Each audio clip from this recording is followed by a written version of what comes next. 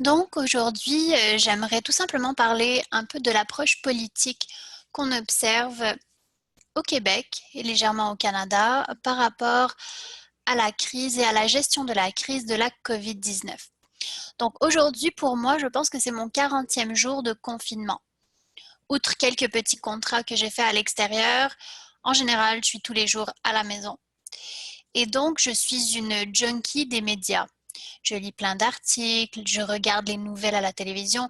Tous les jours, je regarde le point de presse de François Legault, qui est le Premier ministre du Québec. Donc, j'essaie de m'imprégner vraiment de tout ce qui se passe et de maintenir un petit esprit critique.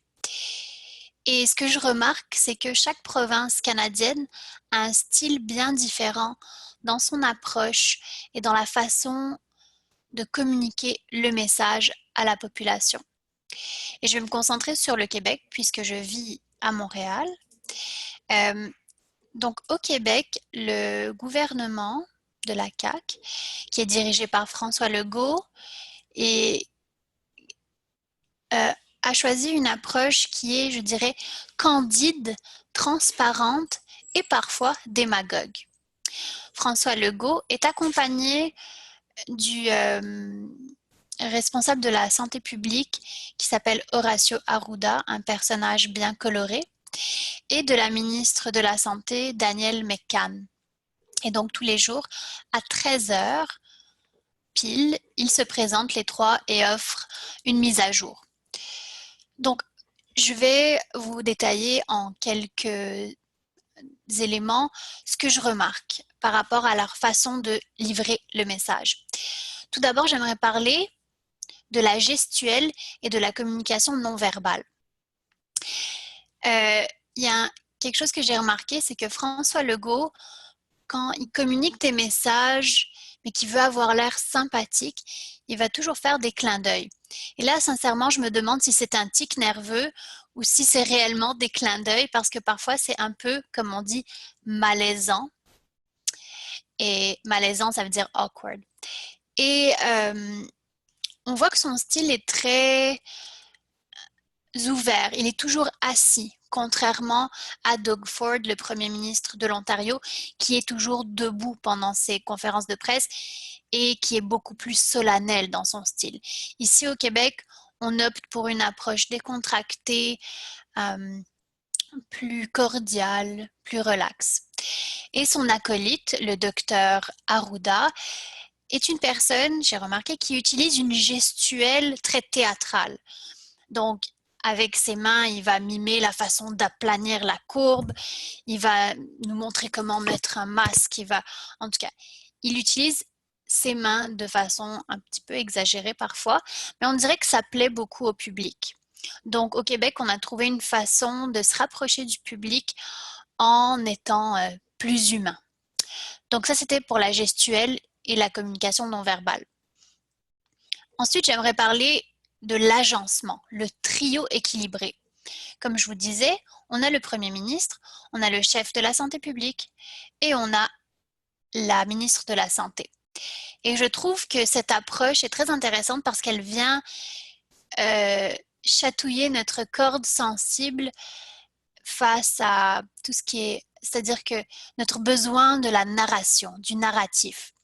Dans l'imaginaire collectif, on aime bien imaginer un trio de super-héros formé par le super-héros bienveillant, son acolyte qui est un peu drôle, et puis la scientifique sérieuse qui les aide à résoudre les problèmes. Donc, je crois que vraiment, ça plaît à l'imaginaire collectif nord-américain des Québécois. Prochain élément, j'aimerais parler de la transparence dans le message. En fait, je ne dis pas que c'est de la vraie transparence, attention. Je dis simplement que c'est une apparence de transparence. Le Premier ministre n'hésite jamais pour dire la vérité sur les chiffres, mais également pour faire des commentaires éditoriaux. C'est-à-dire qu'il va tout le temps dire « Oh, je vais me faire taper sur les doigts si je vous dis ça » ou « Je vais me faire disputer si je vous dis ça », mais saviez-vous que je pense ça et je pense que ça c'est pas bien, je pense que ça c'est bien. Donc, le public québécois aime beaucoup cette candeur et cette honnêteté, supposée, du premier ministre parce que il se met en fait toujours les pieds dans la bouche et il fait toujours des bourdes en disant un peu trop. Mais je pense que c'est un style qu'il a adopté justement pour plaire à la population. Prochain élément que j'ai remarqué, la démagogie. Donc la démagogie, c'est le fait de flatter la population pour s'en attirer les faveurs. Donc, parfois ou très souvent, le Premier ministre et ses acolytes vont utiliser une forme de démagogie pour rassurer les gens, pour les convaincre, pour les réconforter dans leurs opinions déjà acquises. Donc, par exemple, par rapport au masque, et ça m'avait vraiment choqué. Pendant des mois et des semaines au Québec, on s'entêtait à dire non, le masque, ça ne sert à rien, ce n'est pas utile, il n'y a aucune donnée probante. Et le premier ministre avait dit, c'est pas dans la culture des Québécois de porter des masques de toute façon.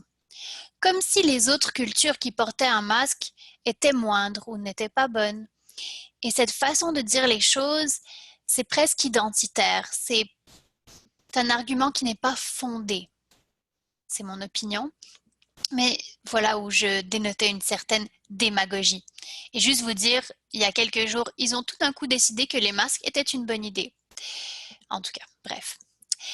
Et finalement, dernier élément, c'est la façon habile de faire accepter des discours qui changent tout le temps. Donc, les discours des gouvernements partout dans le monde changent tout le temps parce que les données scientifiques arrivent au compte-gouttes.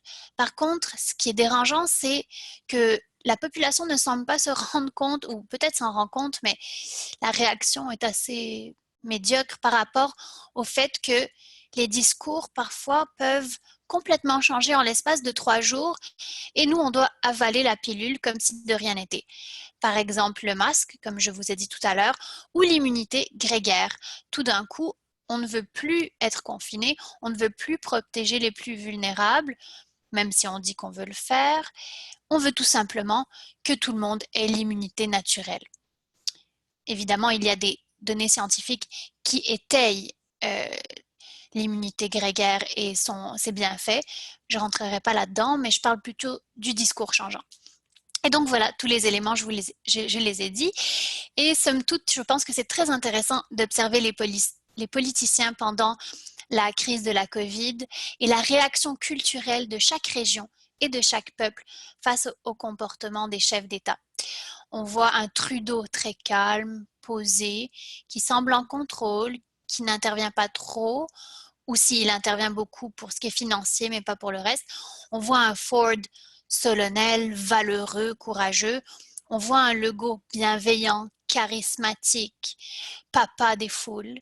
Et pour ce qui est de Trump, ben, je ne vais pas m'aventurer là-dedans parce que si je fais sa description, ça ne va pas être très réjouissant.